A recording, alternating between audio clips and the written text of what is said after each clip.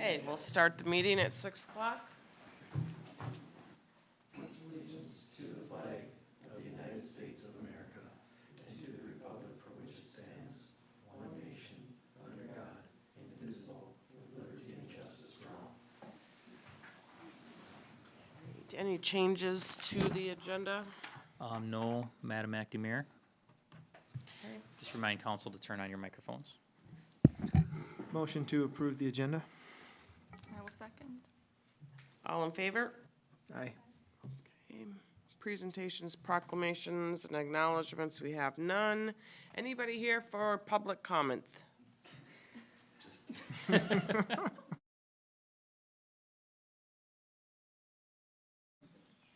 Okay, consent agenda. Anyone want to pull anything, talk about consent agenda?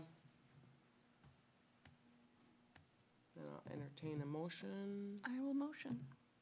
Second. All in favor? Aye. Okay, no public hearings, no general business. On to administration. Council had the second quarter financial reports in your packet. Do you have any questions? That looks like a no. Okay. Okay. Update on the insurance consortium discussions with Scale. So as the council's aware, Scale had, the members of Scale had come up with the idea of possibly establishing an insurance consortium. So we would establish our own self-insured insurance group consisting of the county, the cities in Scott County, and some of the other smaller governmental entities such as like maybe soil and water, et cetera, CDA, as part of a strategy to control rising costs in health insurance.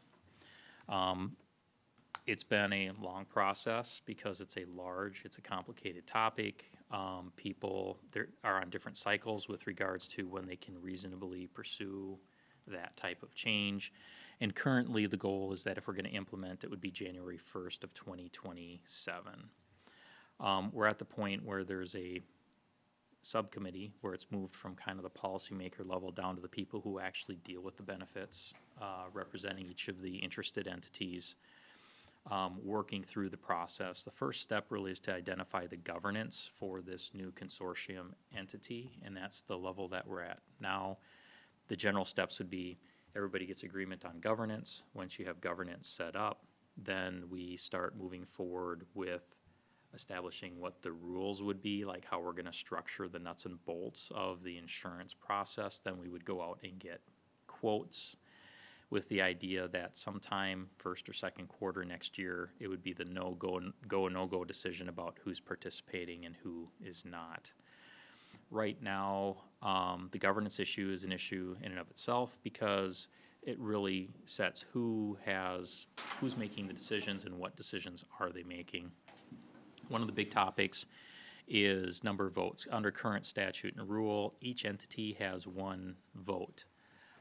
The county has expressed a certain level of concern that we're the strong majority of all of the employees in the pool. As one entity, we feel we should have more than just one vote in the process. Likewise, everybody else there seems to be general consensus. While that's true, the county also should not have majority control. So there's a big gap in between on how you resolve that issue. So that's currently being discussed. And part of that research is determining whether that has to be done by statute or rule or both. So that's where we are right now. I do anticipate that later this year I'll be coming back to you guys with this is the proposed governance structure, in or out. And then if we advance beyond that point, then it will get into the nitty-gritty of what would the plans look like, and then going out for quotes. The one thing I always like to point out is this isn't like it looks good this year. This is a long-term. There will be a certain minimum year commitment into it. And the idea of it is you're saving money over the long term. The trend is less than it otherwise would be for your costs. So while it might give us an idea of what the impact would be, you have to keep in mind that the studies that have been done on it have shown that when you set up this type of an entity, your rate increase over a longer period of time is less than it would have been for other similar entities otherwise. Is there any questions on that? It's just a brief update. How many of you are on this board? So from our organization or overall? And, I mean, just how many of you get together and talk about this consortium? So right now, there's representatives from the county, all the cities, soil and water, the CDA, and maybe one or two other organizations that have expressed some level of interest. And each of those organizations has one or two people that are attending. So for our organization, Kelly and I attend, depending on the role we play. Mine's more policy, hers more nuts and bolts, and I kind of see similar participation from the other organizations. Okay. Cool. To do this, you need to have 1,000 people, so, from what I understood. 1,000 Employees, participants. So, you get the county, and then you get the cities, you can reach that. And do you have every city in the county? So far, at this point, everybody's in to continue to work on it. Okay. Okay. Any other questions for him? No? Okay. Public Works? Corey did not have anything additional or specific. Okay. Craig? Scooters and electric bikes. Hot topic. I know other cities are looking at ordinances at this point. We're doing some initial research, reaching out to other agencies to see what they're looking at, what they're doing, is obviously it's a concern here in the city as well. A couple of things to kind of keep in mind as we move forward, as you guys kind of start thinking about what do you want to do, what would you like to see be done, what are the ultimate goals. We're kind of restricted in some ways. People talk about speed limits. Well, I don't have any technology currently available that can tell me how fast a scooter is going. And I haven't seen a scooter yet that has a speedometer on it either. So keep in mind there might be some limitations as we start kind of down this path.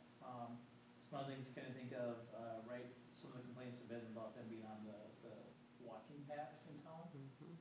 Well, right now we have their assigned non-motorized paths, right? Well, a scooter technically has a motor on it. So think kind of as we go forward too, would you want them excluded from paths? Would you not? We'd have to decide that. There's a lot of working, kind of moving parts with looking at these ordinances, and I guess kind of thinking about what the ultimate kind of goal is and how restricted you guys might want to get. Or are we just strictly, at this point, still really looking at only education? But I just kind of wanted to put that out there that we are looking into this. We're kind of considering all the different angles. But you guys are gonna have to kind of consider how stringent would you want to try to go with this, keeping in mind the limitations of enforcement. As far as education, there's been Facebook posts again, put it in the newsletter. I think we have another city newsletter coming up. We'll try to get it in there. We are partnering with the Fire Relief Association and also I believe the CCC? to do a public safety event in May. I guess they used to do it here years ago. I don't remember it, so it might have even been before I was here, but that would be to have a bike and scooter safety component of it, where we'd have courses set up, we'd have pamphlets, things to hand out about bike safety, scooter safety. So we are looking at some kind of educational event. We can't get it done in time this year until the weather turns. But certainly should be on track to get that set up. And I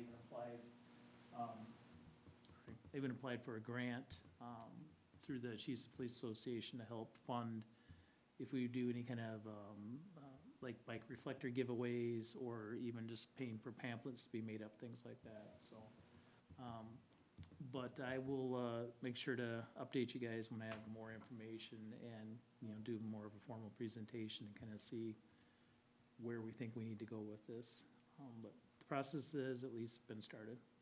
I will tell you that after the public the information going out on Facebook and in the newsletters, I feel it's gotten better. I see more kids with their helmets on, more kids slowing down and actually stopping at stop signs and looking. So I think the educational piece from what I'm seeing has gotten much better. So, yeah. And we'll plan on continuing that. I know we'll also do a thing at Eagle View. Officer Senden last year did a bike safety presentation, towards the end of the school year. I assume we'll do that again as well, and we can start incorporating scooters in any of our presentations. Wonderful. Awesome.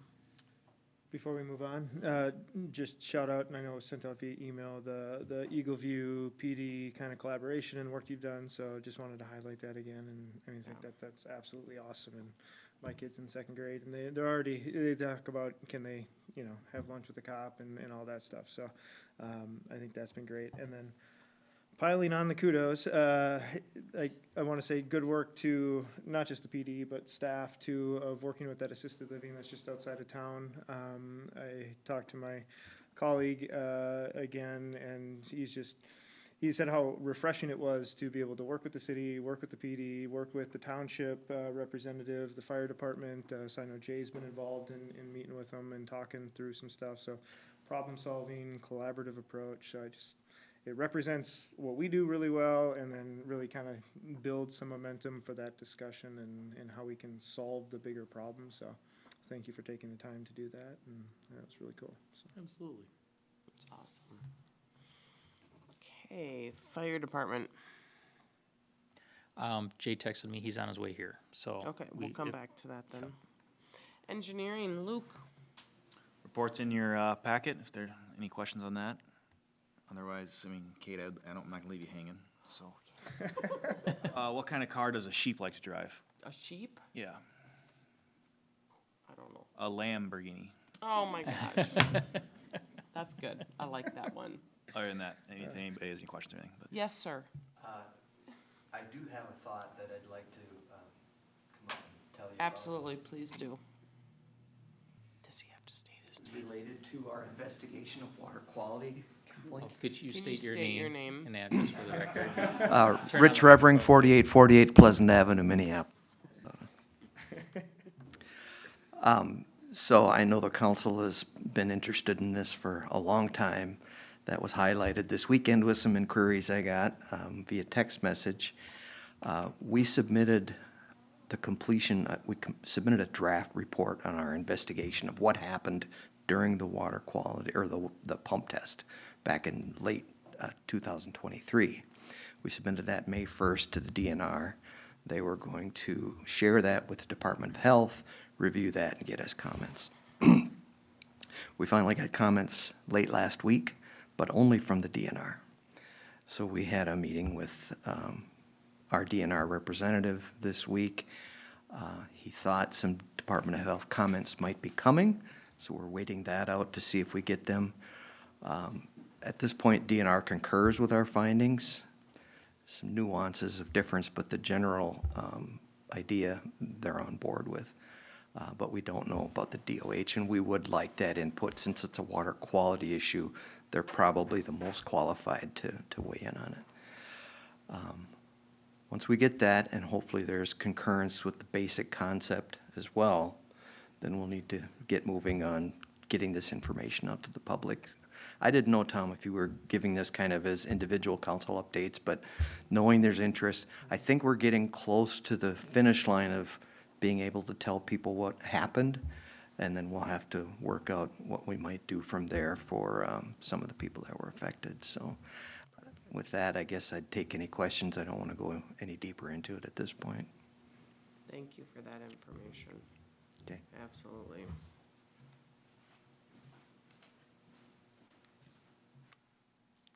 Jay. Ready for me? We are all set for you. All right, I just got a few things here. Basically, a couple things that we got going on. The CPR class stuff is ready to take off. We are working with Niagara right now of they're gonna do kind of our guinea pigs. So they got like half their crew that needs to go through this, so that's kind of our guinea pig. So as soon as that one's done, then we'll try to get it figured out and offer it to whoever else. I don't know if the council's interested in doing this too. I don't know if that'd be something. You guys do it? We So- should do our own internal organization at some point. That's what I mean. I mean, Yeah. it's something, I mean, it would be a good one to start too, you know, Yeah. after we get this one done. So that's kind of where that one's at. There was a grant, I just filed for a grant. It kind of dropped on my plate here, last week. My wife works for Compier and they have grants. So she just found out about it, so I got that. I sent that off today. So it's a $4,000 grant. We're gonna throw it towards, another radio if it all works good, so that's no deal. Working with the county right now, I'm sure as Craig is too, with the new system. So we get meetings with them guys once a month now until I guess they get it rocking and rolling. And then I'll be working with the DNR here, trying to get the fire permit stuff straightened out for next year. So we're hoping New Prague's kind of in the same playing field, trying to get this all online. So they won't have to come to the city and get permits anymore. They'll fill it out. The county's on board with it. They want to take care of it because it'd be their system, be able to look at it and see if there's a burn ban, so it's much easier in the system now. When they do it now, they have to look through and see who's got a permit and who don't, and it'll all be on a computer now, so working on that. And then Jody is working on open house stuff, so I believe in October. I don't know if she's talked to you about it, I guess a little bit, so other than that, that's about all I got. Pretty quiet. And I did mention this before you were here, just as a thanks and a kudos to everybody that's been meeting with and working with the lodges and John over there at that assisted living just outside. Yeah, So so- thank you for taking the Yep. time to do that and work with them and problem solve. So I actually just sent him an email today. Jody got the system kind of figured out for our system. We can break it down actually exactly what it is now. So she's been working with them guys and they finally got it figured out. So we actually sent him a really nice report today, so he I should know be he happy. appreciates it a lot and just, So- like I was saying, it's a refreshing, collaborative approach. And Yeah, so, so, so thank you. well, good. So that's all I got. Anything else? Perfect, we're golden. All right, see you guys. Okay, community development? I think the council's all aware, we were advised by M&I Homes that they've, have a purchase agreement on a second property in the community for development. Our understanding is they have a purchase agreement on the residentially guided portions of that property. We'll be meeting with them early next month to start talking about the property so they can start developing concept plans. Our understanding at this point is that they would be looking for a 2026 construction. Other items is we are seeing an uptick in building permit activity. Just talked to Brandon, he said he got several this week alone, miscellaneously through all of our open developments currently. I'll have an update for council when we have our one-on-one meetings next week on those actual numbers. We will be holding our first round of interviews for the senior planner position on the 11th of September. Our ultimate pool was 2, but we had a 100% minimum qualifications in this pool. Actually, both candidates look very solid on paper, so we're hopeful that we'll be able to find the right person out of that group. Excellent. And I was watching the planning commission, whatever day that was this week. I watched it on YouTube in my drives today. Any idea on the timeline? I know the Meadows at Eagle View is still very preliminary, very whatever. But is that a 2026 Correct. potential? Yeah. Yeah, in our discussions with them, they appear to be very motivated. I think it is a reasonable expectation that the planning commission will see a concept plan in September, which means that you guys would see a concept plan in October, and then based on that, they could be applying for or petitioning for annexation October, November. Reasonable timelines means it could be annexed by the end of the year or shortly after the first of the year, which means they're on pace for a 2026 project.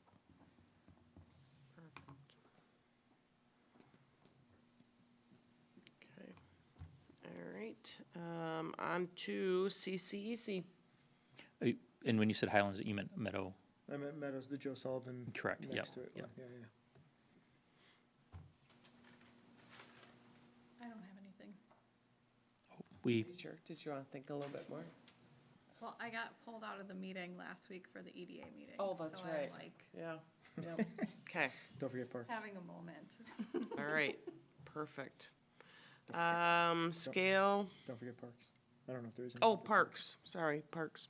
This last month, they reviewed the concept plan for Meadows at Eagle View. The Joe Sullivan project gave high-level feedback based on the very preliminary concept plan that's been submitted at this point. We will be having a meeting in September. Probably the primary topic on that is going to be the Wagner Park Trail, bringing back the feedback that we got at the open house, talking about our findings with regards to looking for potential grant funding, and we'll be looking for a final and formal recommendation from them to the city council on that project. If it's approved, we would use park dedication dollars for it, and it would be a 2026 construction project done primarily with internal resources.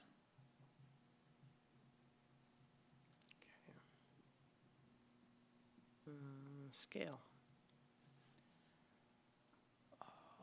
They meet on, So, yep, so the main item I have for the council tonight on that is the legislative priorities survey.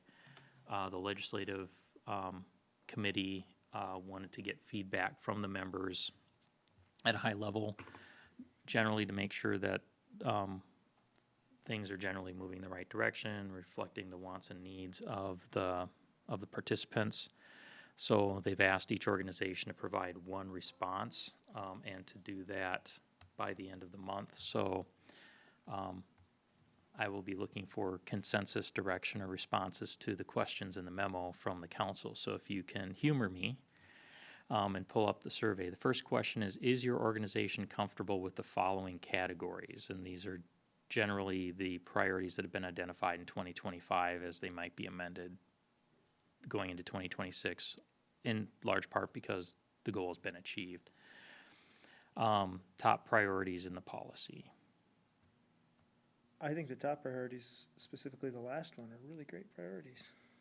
And that includes the County Road 2 interchange, so Okay. it's cool to see that in there. Top priorities in bonding. Or maybe that's what I'm talking about. I think it was Yeah, that's what technically I'm kind of talking in about. both, yeah. I'm okay And is with there it. general support for the other policy positions? Okay, I'm seeing positive body language, so I take that as a yes to all. The second question is your organization comfortable with the specific priorities outlined in the 2025? So it's moving from generally down to, these were the specific priorities identified in the legislative platform for those that are gonna survive or weren't completed in 2025. Are you comfortable with those if they roll into 2026? I'm seeing positive body language again, okay. The third question is, are there any specific priorities your organization would like to add? So is there anything we throw into the hat for consideration by the organization? No, the only thing I was gonna highlight is because it came up at the Metro Cities or League, one of their things was talking about the, I don't know what the hell it is, and we don't, I think we have much of it down here, it's like the 4D stuff and the funding for, I'll figure it out and send you an email. It has to, the LAHA and the SAHA funds, so I know that that's gonna be a potential priority of Metro Cities, is to increase that flexibility of utilization of the local affordable housing aid and statewide affordable housing aid funds. So there might be some joint stuff that, I don't know, I can't remember if anybody's on scale that's also on those committees, but But you're okay with the language that's there? yeah, no, but I think Okay. to let them know that it would jive with some of the momentum or other work that's being done, so they don't have to do it in isolation, they can partner with them if they want to. I can relate that back to the committee at the next executive meeting. And then the last question, is there something on the current list that should not be a priority? Basically, should it come off? And if so, why? Didn't see anything.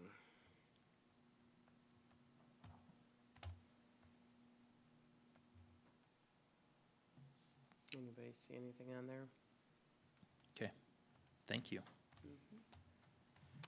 Okay, and then we are I-35, Nothing. nothing? Be back next month. Okay. Discussion by council. or I should ask, has there been any, there's the League of Minnesota Cities, Metro Cities policy Oh, updates. yep. Has there been any committee meetings since the last council meeting? Yes, nothing crazy of note. They went through and adopted all the policies that had no changes. There's been some proposed changes that they'll bring back to the third meeting. Nothing too controversial. The third meeting, we'll be talking about the group home licensing stuff. So kind of getting geared up for that one. That'll be September 22nd, and be ready to have that conversation, so.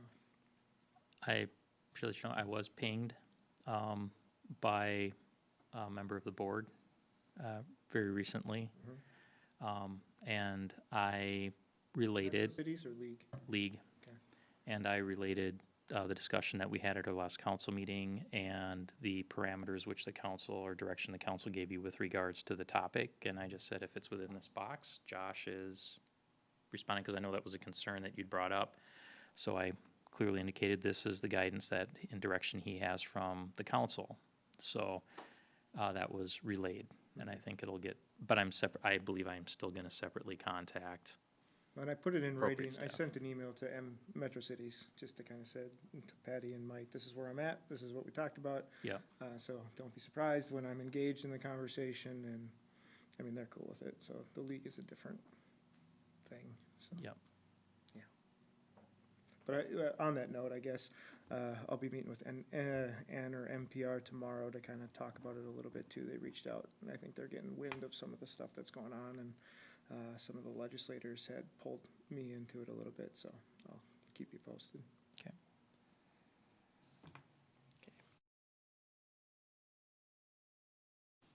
Discussion by council. Anybody have anything else? The only question I had is, do we want to have a conversation at a future meeting or a future discussion about remote participation, now that the law's changed, now that we can join council meetings, commission meetings remotely? You know, it doesn't have to be for medical reasons or on military, whatever. It's more flexible now, and I don't know if that's something we want to consider looking at and have a discussion about. Maybe we still have our own box within which here's the parameters for it, but we can do it now. And so if somebody's sick on vacation and still is able to join remotely, they can still join. I think it's definitely worth the conversation. Yeah, I mean, if the council wants, we can just basically come with an informational presentation on the topic with our city attorney present for obvious reasons. And then and then you guys can just discuss and see if there's any direction you want to give us from that point. I like it. It came up in all of the policy committees, because a lot of cities are looking at it now that it went into effect, and there's wide variety of opinions on what is the right way to do it, wrong way to do it, but just have a I had a conversation. meeting with 5 people today that were all in the office, and we were all in our own offices. Wow. It's ridiculous. Andrea, how many of do you have any client cities that are allowing it? Yes, I think they'll ask one individual who might appear remotely in the very near future, so. Okay. I don't know that any of them have discussed policies related to remote meetings. I mean, obviously, we can discuss it. I just don't want to see all of us be like, oh, we're all gonna zoom in. I mean, that would be crazy, but I definitely think it's worth discussing. Wouldn't be the first time I sat alone by myself in the council chambers during a council meeting. There was COVID. There was Also COVID. have to have one council member present. So. All right. Anything else? Motion to adjourn. Second?